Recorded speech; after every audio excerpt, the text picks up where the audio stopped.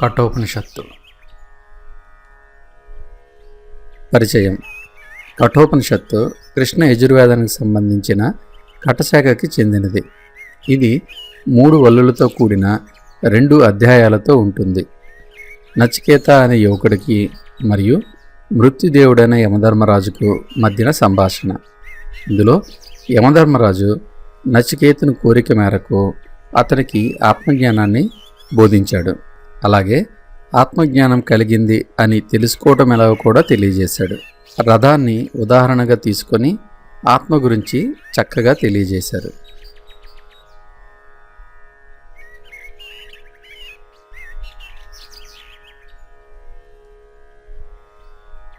శాంతి మంత్రం. ఓం సహనావతు సహనౌ భునక్తు సహ వీర్యం కరవావహై తేజస్వినావధీతమస్తు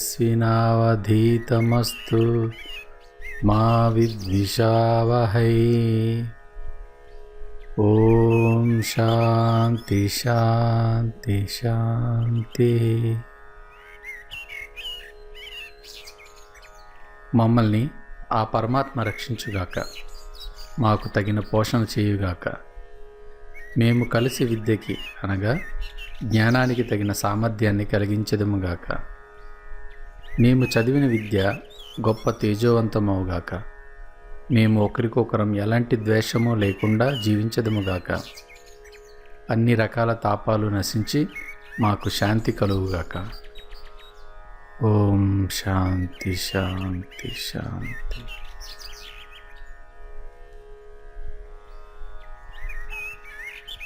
రెండవ శాంతి మంత్రం. ప్రథమాధ్యాయము, ప్రథమ వల్లి. స్వర్గ ఫలాలను కోరి వాజశ్రవసుడు ఒక యాగంలో తన ఆస్తినంతటిని దానం చేశాడు. అతనికి నచికేతుడనే పేరు గల ఒక పుత్రుడున్నాడు. తన తండ్రి బ్రాహ్మణులకు దక్షిణగా ఇవ్వటానికి కానుకలు తీసుకువస్తుండగా పసివాడే అయిన నచికేతునిలో ఒక విధమైన శ్రద్ధ ప్రవేశించింది. అతడు ఈ విధంగా ఆలోచించాడు.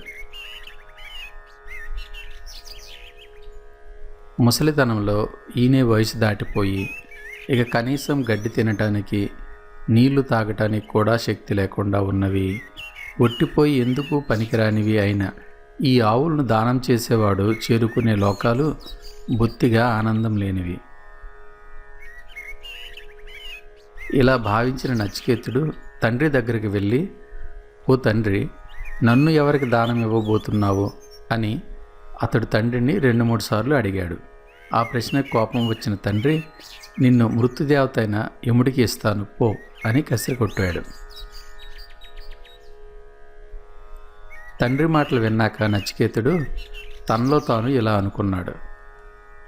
చాలామంది శిష్యుల్లో నేను మొదటివాడను, మరికొందరిలో మధ్యవాడను, కానీ ఎన్నడూ నేను ఆఖరివాడుగా రాలేదు. అలాంటప్పుడు ఎందుకు మా తండ్రి నన్ను మృత్యువుకి ఇస్తానన్నాడు? నన్ను యముడికి ఇవ్వటంలో ఆయన ఉద్దేశం ఏమిటి?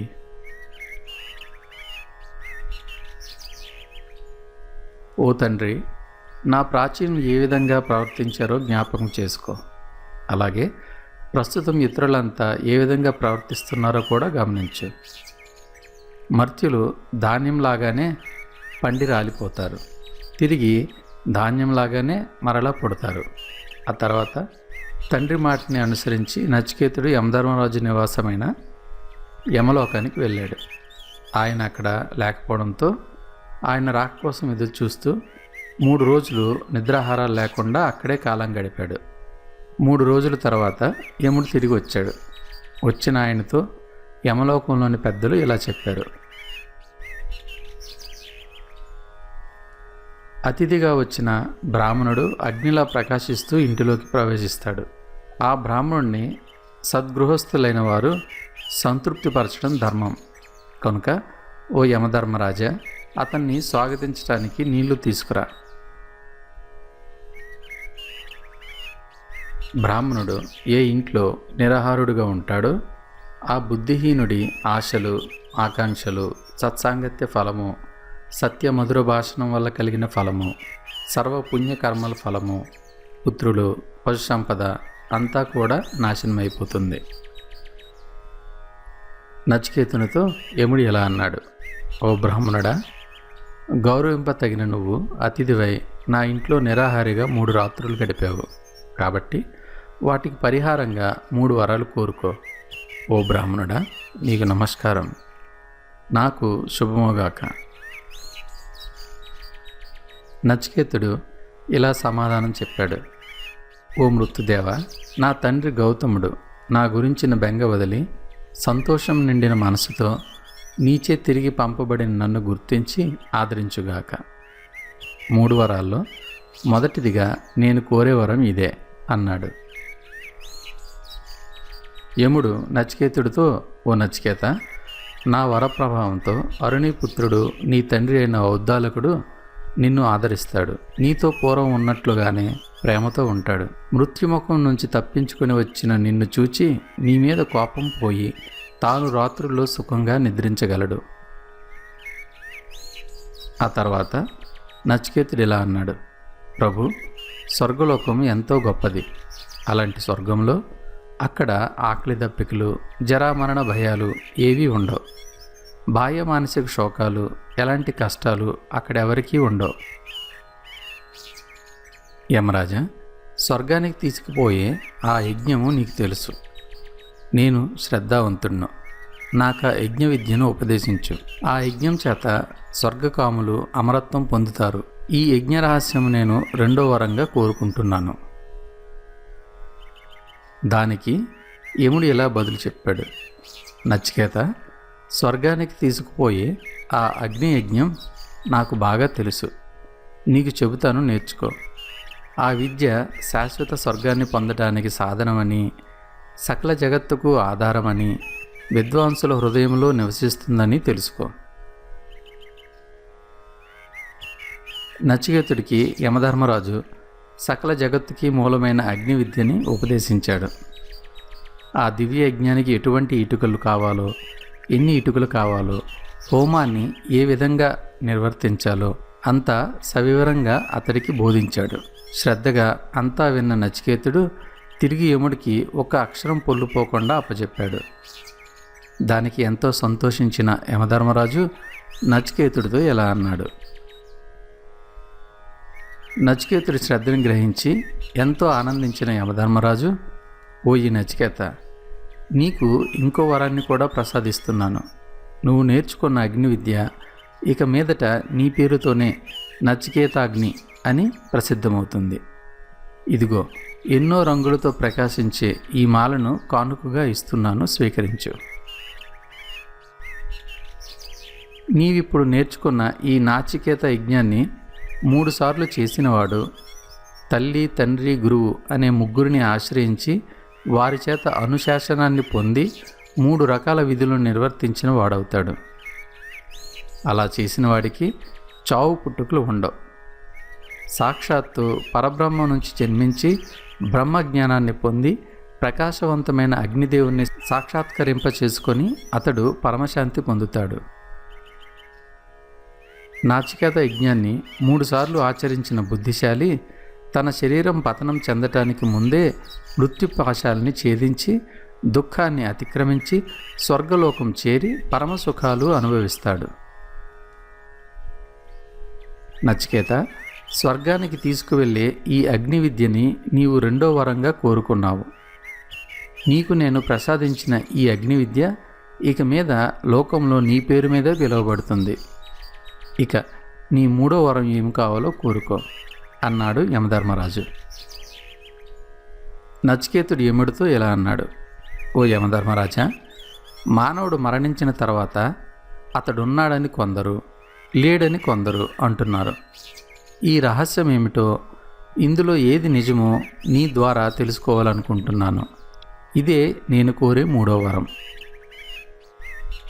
నచికేత, నీకు వచ్చిన సందేహమే పూర్వము దేవతలకు కూడా వచ్చింది. ఇది చాలా సూక్ష్మమైన విషయం. దీన్ని అర్థం చేసుకోవడం చాలా కష్టం. అందుకే మరొక వరం ఏదైనా కోరుకో. ఈ వరాన్ని మాత్రం అడగవద్దు అన్నాడు యమధర్మరాజు. ఓ యమధర్మరాజా, నీవు అన్నట్టు ఈ విషయం గురించి పూర్వమే దేవతలకు కూడా సందేహం వచ్చిందని చెప్పావు కదా. పైగా ఈ విషయము సులభంగా అర్థం కాదని కూడా చెబుతున్నావు. అసలు ఈ విషయం గురించి వివరంగా చెప్పటానికి నీకన్నా మించిన ఆచార్యుడు ఎక్కడా దొరకడు. అందుకని నేను కోరి నీ వరంతో సమానమైన వరం వేరేదేదీ లేదని అనుకుంటున్నాను అన్నాడు నచికేతుడు. నచికేత, 100 ఏళ్ళు జీవించే కొడుకులను మనవలను కోరుకో. పశువుల మందలను, ఏనుగులు, గుర్రాలను, బంగారాన్ని ఎంతైనా కోరుకో. భూమి మీద సువిశాల సామ్రాజ్యాన్ని వరించు. నువ్వు కూడా నీకు ఇష్టమైనంత కాలం జీవించు. దీనితో సమానమైన వరం ఏదైనా నీకు తోస్తే అదే కోరుకో. ధనము, దీర్ఘజీవనం కూడా కోరుకో. ఓ నచికేత, సువిశాల సామ్రాజ్యానికి నువ్వు చక్రవర్తిగా ఉండు. నీకు కలిగే కోరికలన్నీ నెరవేరేలాగా నేను వరమిస్తాను.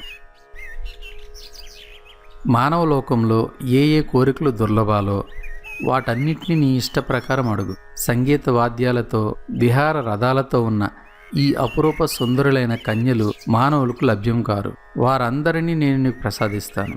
వారి సేవలను పొందు. కానీ మరణాన్ని గురించి మాత్రం నన్ను అడగవద్దు అన్నాడు యమధర్మరాజు. నచికేతుడు ఇలా అన్నాడు. ఓ యమరాజా, నువ్వు చెప్పే ఇవన్నీ కూడా క్షణికాలే.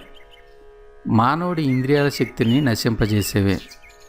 ఎంత పొడిగించినా మానవుడి జీవితం అల్పమే. అందుచేత నీ గుర్రాలు, ఏనుగులు, ఆటపాటలు నువ్వు ఉంచుకో. మానవుడేనాటికి ధనంతో తృప్తి పడడు. అంతేగాక నిన్ను దర్శించాక మాకు ఎలాగూ సంపద లభిస్తుంది. ఇక ఆయుర్దాయం అంటావా, అది నువ్వు ఇచ్చినంతకాలం ఎలాగూ జీవిస్తాను. కానీ మరణం తర్వాత ఉండే జీవితం అనగా ఆత్మ సంబంధమైన జ్ఞానాన్ని తెలుసుకోవాలనేదే నా కోరిక. నేను కోరే వరం అదే. యమదేవ, అసురుడు, అక్షయుడు అయిన నీలాంటి వారి దగ్గర నుంచి శ్రేష్టమైన వరాలు పొందగలిగిన మానవుడు అవి వదిలి క్షణికమైన విషయసుఖాలని అనుభవిస్తూ తనకి దీర్ఘాయువు కావాలని ఎందుకు కోరుకుంటాడు? కనుక నన్ను పరీక్షించడం మాని నేను కోరిన మరణాంతర ఆత్మజ్ఞానాన్ని నాకు బోధించు. అందరూ సందేహించేది, సాధారణంగా ఎవరూ గ్రహించలేనిది అయిన గొప్ప ఆత్మజ్ఞానాన్ని తప్ప ఈ నచికేతుడు నిన్ను మరో వరం కోరుకోడు అని చెప్పాడు నచికేతుడు. ద్వితీయవల్లి. యమధర్మరాజు నచికేతుడికి ఇలా చెబుతున్నాడు. శుభకరమైన శ్రేయస్సు ఒకటి, పూర్తిగా తద్భిన్నమైన ప్రాపంచిక సుఖం అంటే ప్రేయస్సు మరొకటి. విభిన్న గమ్యాలకు తీసుకుపోయే ఈ రెండు పురుషుని బంధించేవే. వీటిలో శ్రేయస్సుని కాక ప్రేయస్సుని ఎన్నుకొని అనుసరించేవాడు గమ్యం నుండి పతనం చెందుతాడు. నచికేత, శ్రేయస్సు, ప్రేయస్సు ఈ రెండు మానవుడికి అందుబాటులో ఉంటాయి. జ్ఞానవంతుడు ఈ రెండింటిలో ఏది మంచిదో చక్కగా పరిశీలించి తెలుసుకుంటాడు. తన జ్ఞానంతో క్షణిక సుఖాన్నిచ్చే ప్రేయస్సు కంటే శాశ్వతానందాన్నిచ్చే శ్రేయస్సే గొప్పదని తెలుసుకుంటాడు. అయితే బుద్ధిహీనుడైన వాడు మాత్రం లోభంతో, మోహంతో ప్రేయస్సునే అనగా సుఖాలనే కోరుకుంటాడు. నువ్వు చాలా వివేకవంతుడివి. అందుకే క్షణిక ఆనందాన్నిచ్చే సుఖాలని, ప్రియంగా కనిపించే ప్రాపంచిక విషయాల్ని బాగా పరిశీలించి వాటి వల్ల ఎలాంటి ఉపయోగం లేదని తెలుసుకొని పరిత్యజించావు.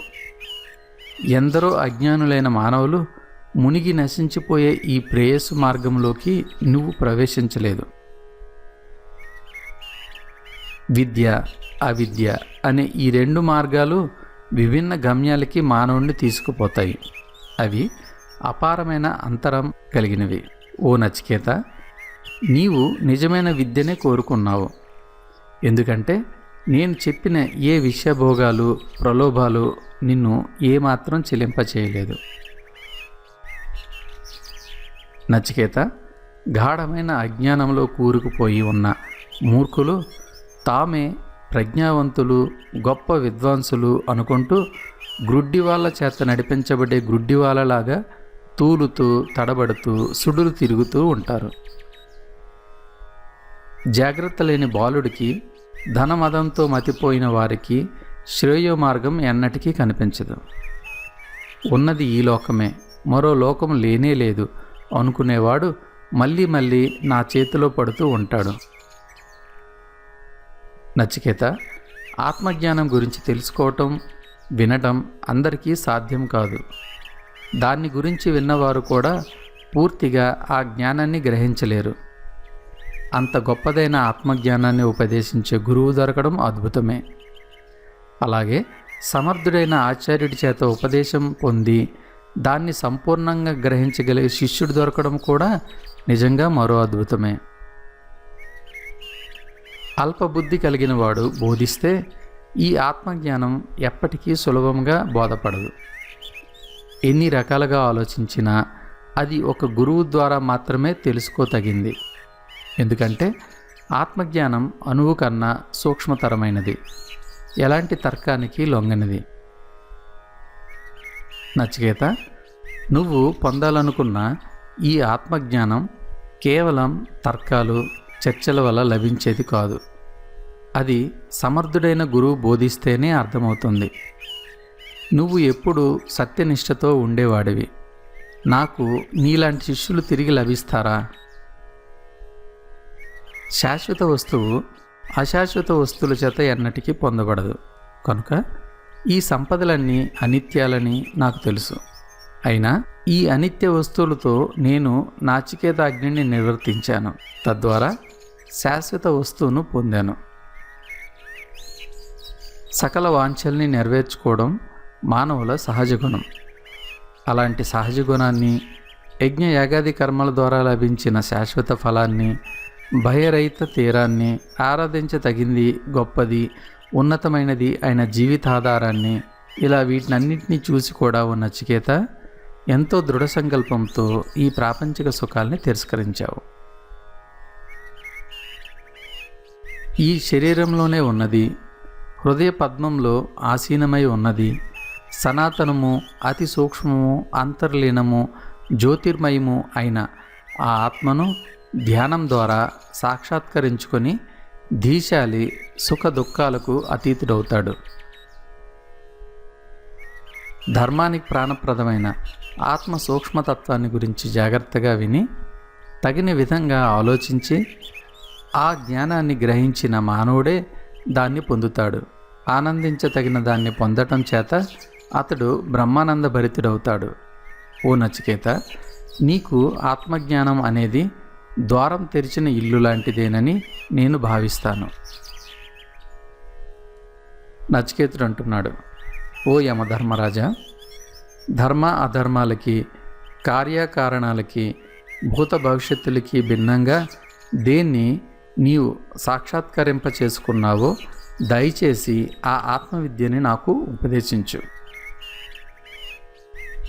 నచికేత, అన్ని వేదాలు ఘోషించే గమ్యము, అన్ని తపస్సులు చివరికి చేరే గమ్యము, దేన్ని కోరి సాధువులు బ్రహ్మచర్య జీవనాన్ని గడుపుతున్నారో దాన్ని గురించి సంగ్రహంగా చెబుతున్నా విను.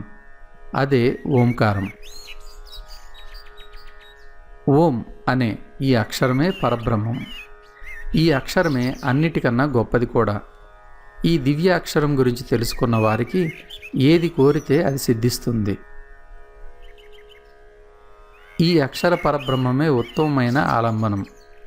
సర్వోత్కృష్టమైన ఈ ఆలంబనం గురించి తెలుసుకున్నవాడు బ్రహ్మలోకంలో కూడా పూజించబడతాడు. ఆత్మ అనేది పుట్టదు, అలాగే మరణించదు. దేని నుంచి అది పరిణమించదు, అలాగే దాని నుంచి ఏదీ పరిణామం పొందదు.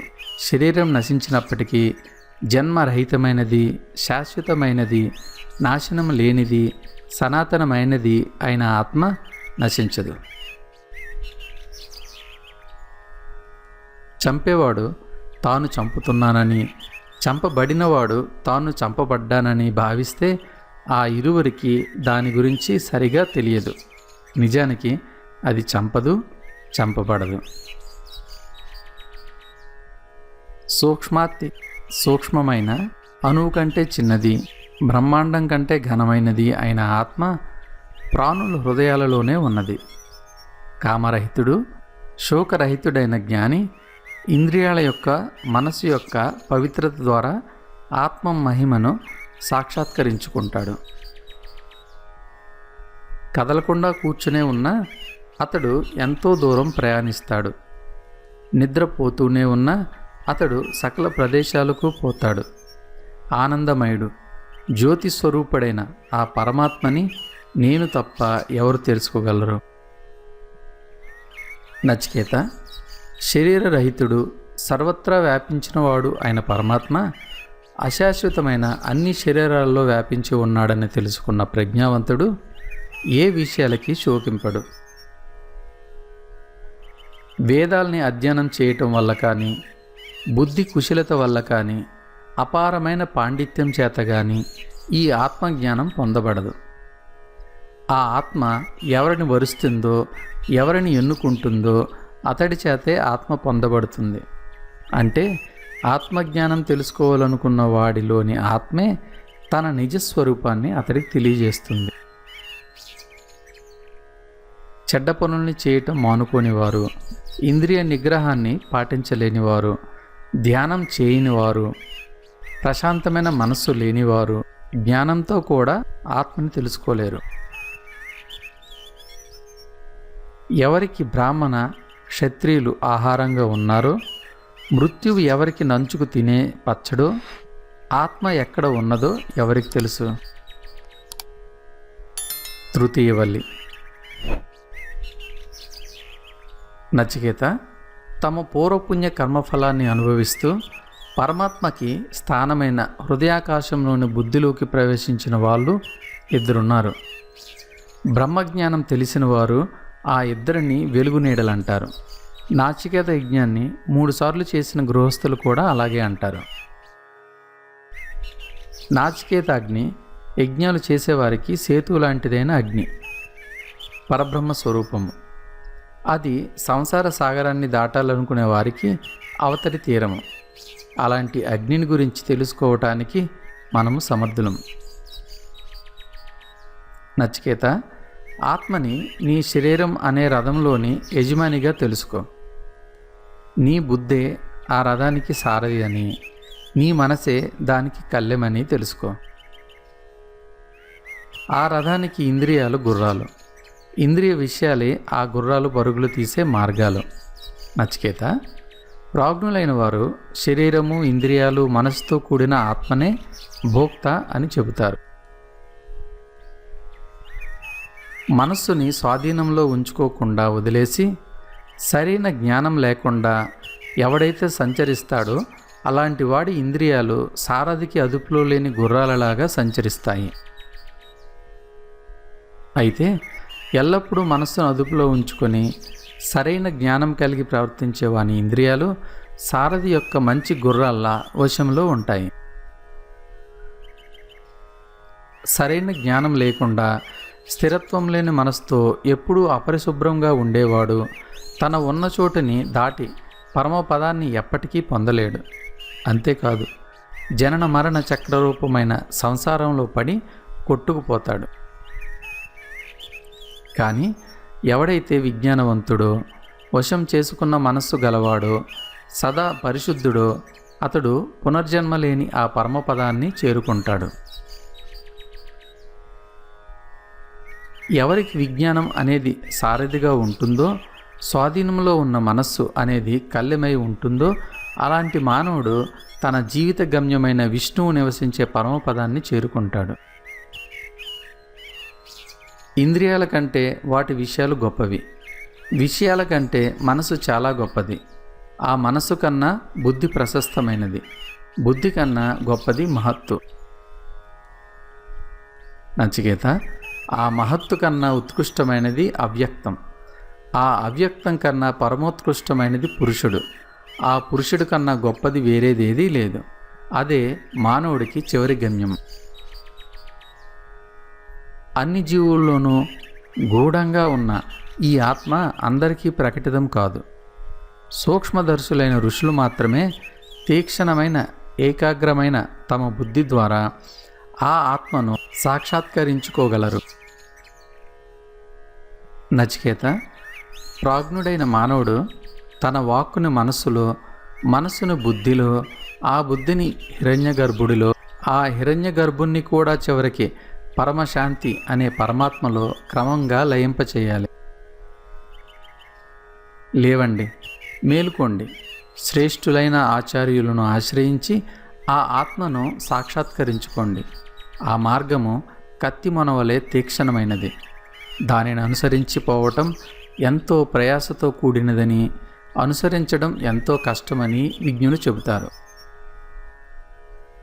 నచికేత, శబ్ద స్పర్శ రూప రసగంధాలు లేనిది, నాశనరహితమైనది, శాశ్వతమైనది, ఆది అంతం లేనిది, మహత్తుకి అతీతంగా ఉండేది, ధ్రువంగా ఉన్నది అయిన ఆత్మని సాక్షాత్కరించుకున్న మానవుడు మృత్యువు నుంచి విముక్తి పొందుతాడు.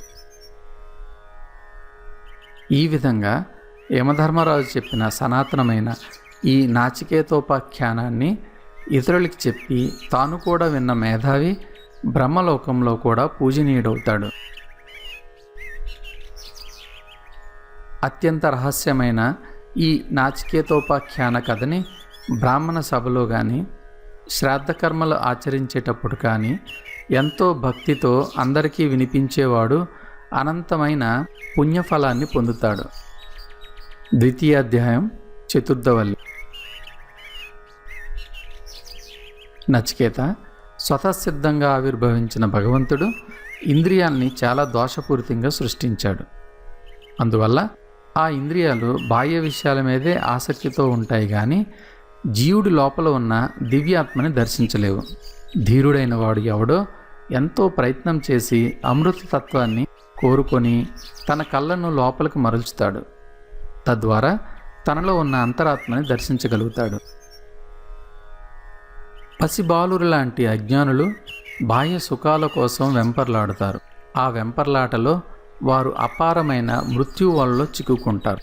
కానీ జ్ఞానులైన వారు ఈ అనిత్యమైన బాహ్య సుఖాల మధ్య నిత్యము, శాశ్వతము, అమరమైనది ఏదో తెలుసుకొని అది తప్ప ప్రపంచంలో మరి దేనిని వారు కోరుకోరు. నచికేత, రంగు, రుచి, వాసన, శబ్దము, స్పర్శ, మైథునము వంటి విషయాల్ని ఏ ఆత్మతో మానవుడు తెలుసుకుంటున్నాడో అలాంటి సర్వంతర్యామి అయిన ఆత్మకి తెలియని విషయము ఈ ప్రపంచంలో ఏముంటుంది? ఇదే నువ్వు తెలుసుకోవాలనుకునే ఆత్మ. మానవుడు స్వప్నావస్థలో, జాగ్రత్తావస్థలో అన్ని విషయాల్ని ఏ ఆత్మ ద్వారా దర్శిస్తాడో మహత్తరమైనది, సర్వత్రా వ్యాపించినది అయిన ఆ ఆత్మని సాక్షాత్కరించుకున్న ప్రాజ్ఞుడు ఎప్పటికీ దుఃఖాన్ని పొందడు. తేనెను ఆస్వాదిస్తున్నది, జీవితాన్ని పోషిస్తున్నది, భూత భవిష్యత్తులకు ప్రభువు అయిన ఆత్మను చాలా దగ్గరగా తెలుసుకున్నవాడు ఆ తర్వాత ఇక భయం చెందడు. నిజంగా ఇదే ఆ ఆత్మ. ఎవడైతే పూర్వము తపస్సు చేత జన్మించాడో, నీటికన్నా ముందు జన్మించాడో అతడి హృదయము అనే గుహలో ప్రవేశించి అక్కడ పంచభూతాలలో ఉంటున్న ఆత్మని దర్శించినవాడు నిజంగానే పరబ్రహ్మను దర్శించిన వాడవుతాడు. ఆత్మ అంటే ఇదే. ప్రాణరూపంగా కనబడేది, పంచభూతాలతో సృష్టించబడినది, హృదయంలో ప్రవేశించి నివసించేది అయిన ఆత్మని దేవాత్మగా తెలుసుకున్నవాడు నిజంగా బ్రహ్మాన్నే తెలుసుకుంటాడు. నిజంగా ఇదే ఆ ఆత్మ. గర్భవతులైన తల్లుల చేత శ్రద్ధగా రక్షించి పోషించబడే గర్భంలా ఎర్రగా మండే కట్టెలలో జాగ్రత్తగా ఉంచబడ్డ అగ్నిదేవుడు అప్రమత్తులైన యజ్ఞకర్తల చేత ప్రతిరోజు శ్రద్ధగా ఆరాధించబడతాడు. ఆత్మ అంటే ఇది. సూర్యుడు దేని నుంచి ఉదయిస్తున్నాడో, దేనిలో అస్తమిస్తున్నాడో దానిలోనే సకల దేవతలు కొలువై ఉన్నారు. నిజంగా ఎవరు ఆ ప్రదేశాన్ని దాటిపోలేరు. ఆత్మ అంటే ఇదే. ఇక్కడ ఉన్నదే అక్కడ కూడా ఉన్నది, అలాగే అక్కడ ఉన్నదే ఇక్కడ కూడా ఉన్నది. ఇది తెలుసుకోక ఇక్కడ అన్యంగా ఉన్నాడని భావించేవాడికి తిరిగి తిరిగి జనన మరణాల బాధ తప్పదు. నచికేత, మనస్సు ద్వారా మాత్రమే దీన్ని సాక్షాత్కరించుకోవాలి. అలా చేసుకున్నట్లయితే ఇక్కడ నీకు ఎలాంటి తేడా కనిపించదు. ఎవరైతే ఇక్కడ వైవిధ్యాన్ని చూస్తాడో అలాంటి వాడు మరణం నుంచి మరణానికి పోతూ ఉంటాడు. అనగా వాడికి జనన మరణాలు తప్పవు. నచికేత, నీ బొటనవేలు ప్రమాణంలో ఉన్న పురుషుడు మానవ శరీరంలో నివసిస్తూ ఉంటాడు. భూత భవిష్యత్ కాలాలకి అతడే ప్రభువు. నిజంగా ఈ విషయం తెలుసుకున్న మానవుడు దేనికి భయపడడు. ఆత్మ అంటే ఇదే. బొటనవేలు ప్రమాణంలో భూత భవిష్యత్తులకి అధిపతి అయిన ఆ పురుషుడు పొగలేని అగ్ని లాంటివాడు. నేడు రేపు కూడా ఆయన ఒకేలాగా ఎలాంటి మార్పు లేకుండా ఉంటాడు. ఆత్మ అంటే ఇదే. నచికేత, ఉన్నతంగా ఎత్తైన శిఖరం మీద వర్షించిన నీరు ఆ పర్వత సానువుల్లో ఎన్నో పాయలుగా ప్రవహించినట్లు ధర్మాన్ని వివిధ రకాలుగా చూసేవాడు నిజంగా వాటి వెంటే పరుగు తీస్తాడు. ఓ గౌతమ, పరిశుభ్రమైన నీరు తిరిగి పరిశుభ్రమైన నీటిలో పోస్తే అది కూడా పరిశుభ్రంగానే ఎలా ఉంటుందో అదేవిధంగా ఆత్మ ఏకత్వాన్ని తెలుసుకున్న ముని కూడా ఆత్మే అవుతున్నాడు. పంచమవల్లి. నచికేత, జన్మరహితుడు ప్రజ్ఞావంతుడు అయిన ఆత్మకి 11 ద్వారాలతో కూడిన నగరం ఉంది. ఆ పట్టణంలో ఉన్న ఆత్మని ధ్యానించిన వాడికి దుఃఖం ఉండదు. అతడు అన్ని రకాల అజ్ఞాన బంధాల నుంచి విముక్తుడై స్వేచ్ఛని పొందుతాడు. ఆత్మ అంటే ఇదే. స్వర్గంలో సంచరించే సూర్యుడు, ఆకాశంలో సంచరించే వాయువు, యజ్ఞవేదికలో ఉన్న అగ్ని, కొండలోని అతిథి, వీరందరూ ఆత్మయే. అలాగే మానవుల్లో, దేవతల్లో, యజ్ఞంలో, ఆకాశంలో కూడా ఆత్మ ఉన్నది. అది నీటిలో, భూమి మీద, యజ్ఞంలో, పర్వతం మీద జన్మించింది. ఆ ఆత్మే సత్యము, అదే నిత్యము, అదే బృహత్తు. అతడు ప్రాణాన్ని పైకి పంపిస్తాడు, అపానాన్ని కిందకి విసురుతాడు, మధ్యలో ఆసీనుడే తానుంటాడు. అలాంటి ఆత్మని పూజనీయుడిగా దేవతలందరూ ఆరాధిస్తారు. శరీరంలో నివసించే ఆత్మ ఆ శరీరం నుంచి విడిపోయాక అక్కడ ఏది మిగులుతుందో నిజంగా ఆత్మ అంటే అదే. మానవుడెవడు ప్రాణం చేత కానీ అపానం చేత కానీ జీవించడు. ఈ రెండు ఆధారపడి ఉండే మరొక దాని చేత జీవిస్తాడు. అదే ఆత్మ. ఓ గౌతమ, ఇక నీకు ఆ రహస్యము సనాతనము అయిన బ్రహ్మాన్ని గురించి చెబుతాను. అలాగే చనిపోయిన తర్వాత ఆత్మ ఏమవుతుందో కూడా చెబుతాను. కొన్ని జీవాత్మలు శరీరం కోసము స్త్రీ గర్భంలో ప్రవేశిస్తాయి. మరికొన్ని జీవాత్మలు చెట్టు చేమలను ఆశ్రయిస్తాయి. అంతా వారి వారి కర్మను అనుసరించి, జ్ఞానాన్ని అనుసరించి ఉంటుంది. మనం నిద్రించేటప్పుడు కూడా వివిధమైన వాంఛనీయ వస్తువులను నిర్మిస్తూ మేలుకొని ఉండే ఆ పురుషుడే పరిశుద్ధమైన బ్రహ్మం. అదే అమరం అని కూడా చెప్పబడుతుంది. అన్ని లోకాలు ఉన్నది దాని యందే. దానినెవరూ అతిక్రమించలేరు. ఇదే నిజంగా ఆత్మ. ఒకే అగ్ని వివిధ రకాల కట్టెల్లో ప్రవేశించి ఆ కట్టెల రూపంలోనే ఎలా కనిపిస్తున్నాడో అదేవిధంగా ప్రకాశించే ఆత్మ కూడా ఒకటే. అది అన్ని రకాల జీవుల్లో ప్రవేశించి తాను ఆయా వస్తువుల రూపాలనే ధరించి కనిపిస్తుంది. అంతేకాదు, వాటికి అతీతంగా కూడా ఉంటుంది. ఒకే వాయువు లోకంలో ప్రవేశించి వివిధ రూపాలుగా ఎలా మార్పు చెందుతూ కనిపిస్తుందో అదేవిధంగా ఈ సృష్టిలోని సకల జీవులలో ఉన్న పరమాత్మ ఒకడే అయినప్పటికీ తాను ధరించిన రూపాలకు అనుగుణంగా వివిధ రకాలుగా దర్శనమిస్తున్నాడు. సకల ప్రపంచానికి నేత్రంగా ఉన్న సూర్యుడు మానవుల చర్మచక్షువుల మాలిన్యం వల్ల తాను మలినుడు కానట్లు ఈ ప్రపంచానికి అతీతమైనది సకల జీవుల హృదయాలలో నివసిస్తున్నది అయిన ఆత్మ బాహ్య ప్రపంచంలోని దోషాల వల్ల మలినం కాదు. సకల జీవులలో అంతరాత్మగా ఉన్న ఆ పరమాత్మ తన ఒకే రూపాన్ని ఎన్నో రూపాలుగా వ్యక్తపరుస్తున్నాడు. ఈ విషయాన్ని గ్రహించి ఆ పరమాత్మ తమ ఆత్మలోనే ఉన్నాడని తెలుసుకున్న ప్రాజ్ఞులు శాశ్వతమైన ఆనందాన్ని పొందుతారు.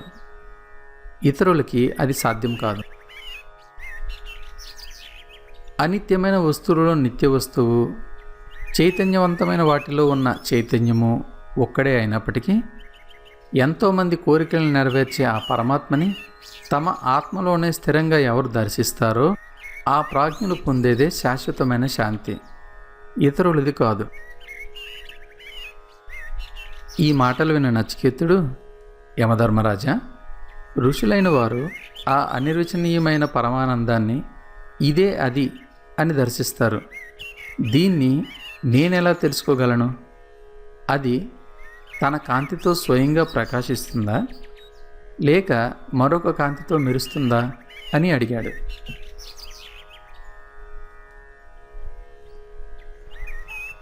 నచికేత, అక్కడ సూర్యుడు ప్రకాశించడు, చంద్రుడు నక్షత్రాలు ప్రకాశించవు, మెరుపులు కూడా మెరవలేవు. ఇక అగ్ని విషయం చెప్పేదేముంది? అది ప్రకాశిస్తుంటే అన్నీ దాన్ని అనుసరించి ప్రకాశిస్తాయి. ఆ ఆత్మ వెలుగుతోనే ఇదంతా వెలిగించబడుతోంది. షష్ఠవల్లి. నచికేత, సనాతనమైన అశ్వత్థ వృక్షానికి వేర్లు పైకి వ్యాపించి ఉంటాయి, దాని కొమ్మలు కిందకి విస్తరించి ఉంటాయి. ఇది పవిత్రమైనది, ఇదే పరబ్రహ్మము. దీన్నే అమరము అని కూడా అంటారు. అన్ని లోకాలు ఇందులోనే ఉన్నాయి, ఎవరు దీన్ని అతిక్రమించలేరు. ఆత్మ అంటే ఇదే. ప్రాణం లాంటి ఆత్మ నుంచే ఈ సకల ప్రపంచము ఆవిర్భవించి తిరిగి ఆ ఆత్మలోనే చెలిస్తుంది. ఎత్తిన వజ్రాయుధంలాగా ఆత్మ మహాభయంకరమైనది. ఈ విషయాన్ని తెలుసుకున్నవారు జనన మరణ రహితులై అమరత్వాన్ని పొందుతారు. ఓ నచికేత, ఆ పరమాత్మ భయంతోనే అగ్ని దహిస్తోంది, ఆయన భయంతోనే సూర్యుడు ప్రకాశిస్తున్నాడు, ఆయన భయంతోనే ఇంద్రుడు, వాయుదేవుడు, మృత్యుదేవత తమ తమ విధుల్ని నిర్వర్తించడానికి పరుగులు తీస్తున్నారు. ఆ పరబ్రహ్మాన్ని ఇక్కడే, అనగా శరీరం నశించకముందే సాక్షాత్కరించుకోగలిగితే ఆ మానవుడు సంసార బంధం నుంచి విముక్తుడవుతాడు. అలా చేయకపోతే ఈ సృష్టిలోని అనేక లోకాలలో ఆ మానవుడు మళ్ళీ మళ్ళీ శరీరాన్ని ధరించవలసి ఉంటుంది. నచికేత, పరబ్రహ్మ మానవుడి ఆత్మలో అద్దంలో ఉన్నట్లు చాలా స్పష్టంగా కనిపిస్తుంది. అదే పరబ్రహ్మ పితృలోకంలో కలలోలాగా, గంధర్వలోకంలో నీటి ప్రతిఫలనంలాగా, బ్రహ్మలోకంలో వెలుగు నీడలలాగా కనిపిస్తుంది. ఇంద్రియాల విభిన్న స్వరూపాలని, వాటి విభిన్నమైన ఉత్పత్తిని, ఆ ఇంద్రియాల వృద్ధి క్షయాలని తెలుసుకున్న ధీరుడు ఎలాంటి శోకాన్ని పొందడు.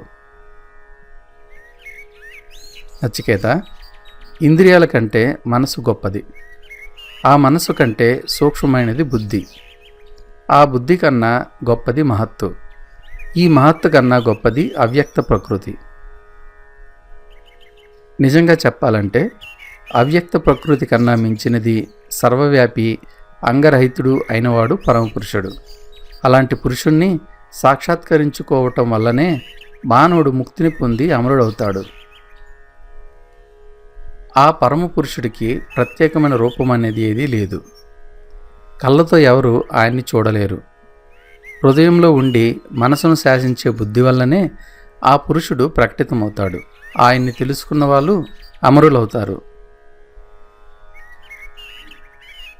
నచికేత, మనస్సుతో సహా పంచేంద్రియాలు ఎప్పుడు ఆత్మలో స్థిరంగా నిలిచిపోతాయో, బుద్ధి కూడా అలాగే ఎప్పుడు నిశ్చలంగా ఉండిపోతుందో అలాంటి స్థితినే పరమపదం అంటారు.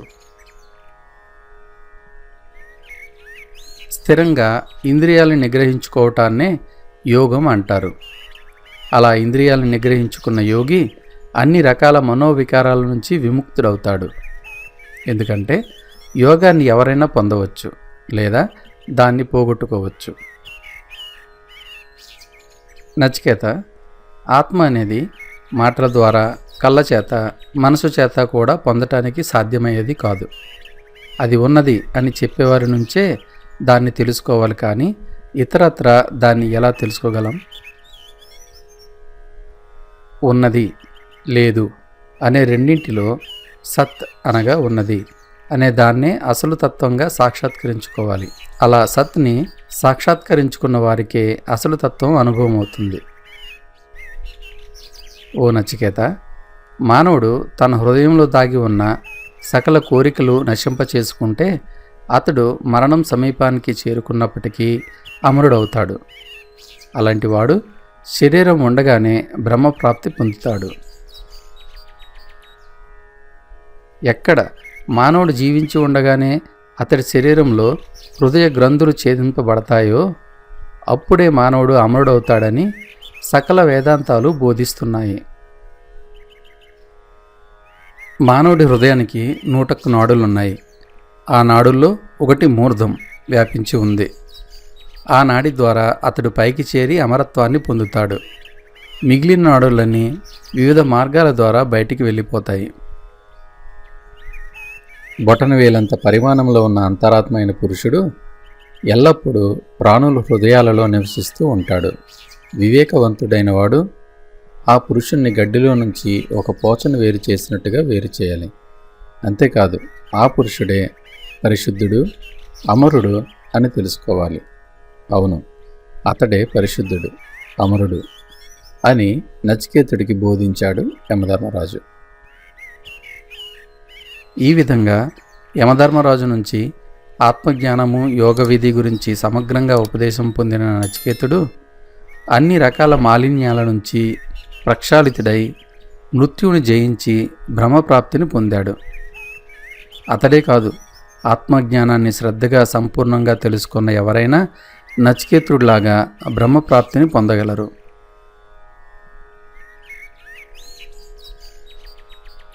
శాంతి మంత్రం.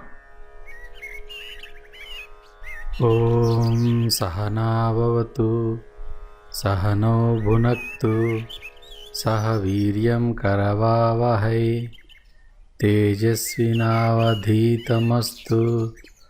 మా విద్విషావహై. ఓం శాంతి శాంతి శాంతి.